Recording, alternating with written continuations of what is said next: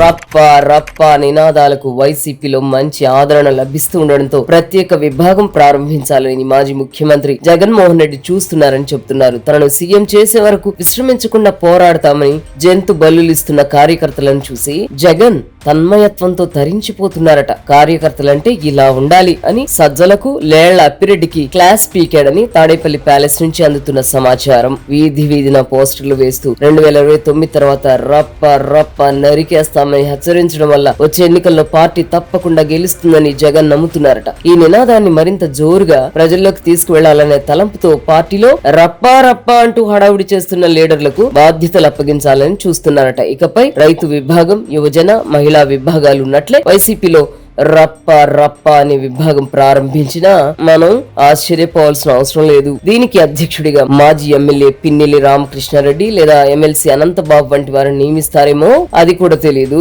ఈ రప్ప విభాగంలో ఆకతాయిగా తిరిగేవారు, రౌడీలు, గంజాయి బ్యాచ్లు, సస్పెక్ట్ షీట్స్ ఉన్నవారు సభ్యులుగా ఉంటారని చెప్తున్నారు. వారైతేనే ప్రాణాలకు తెగించి పోరాడడం, అవసరమైతే ప్రాణాలు కూడా తీయగలరని జగన్ బలంగా నమ్ముతున్నాడంట. రప్ప రప్ప ఎలాగూ సినిమా డైలాగ్ కనుక సినిమా డైలాగులను వాడితే తప్పేంటి అన్న వాదనను జగన్మోహన్ రెడ్డి ఇప్పటికే ప్రజల్లోకి తీసుకువెళ్లినందున రప్ప రప్ప కాన్సెప్ట్ సక్సెస్ అవుతుందని జగన్మోహన్ రెడ్డి గట్టిగా నమ్ముతున్నాడని తాడేపల్లి ప్యాలెస్ వర్గాలు చెప్తున్నాయి. అందుకే తన బర్త్డేకి సైకో క్యాడర్ రోడ్ల మీదకి వచ్చి జనాలను భయపెట్టినా తాడేపల్లి ప్యాలెస్ నుంచి అలా చేయవద్దని ఎటువంటి ప్రకటన కూడా చేయలేదు. దశాబ్దం క్రితం బీహార్ లో ఇలా కత్తులు పట్టుకుని తిరిగేవారు. ఇప్పుడు అక్కడ కూడా ఇటువంటి సంస్కృతి లేదు. ఫ్యాక్షనిస్ట్ జగన్మోహన్ రెడ్డి పుణ్యమాని ఆంధ్రాలో ఇప్పుడు వైసీపీ శ్రేణులు పెద్ద పెద్ద కత్తులతో కేకులు కట్ చేయడం, కత్తులు పట్టుకుని డాన్సులు చేయడం, జంతు బలులు ఇవ్వడం లాంటివి చేస్తుంటే ప్రజలు హడలెత్తిపోతున్నారు. అదేంటో గాని వాటిని చూసి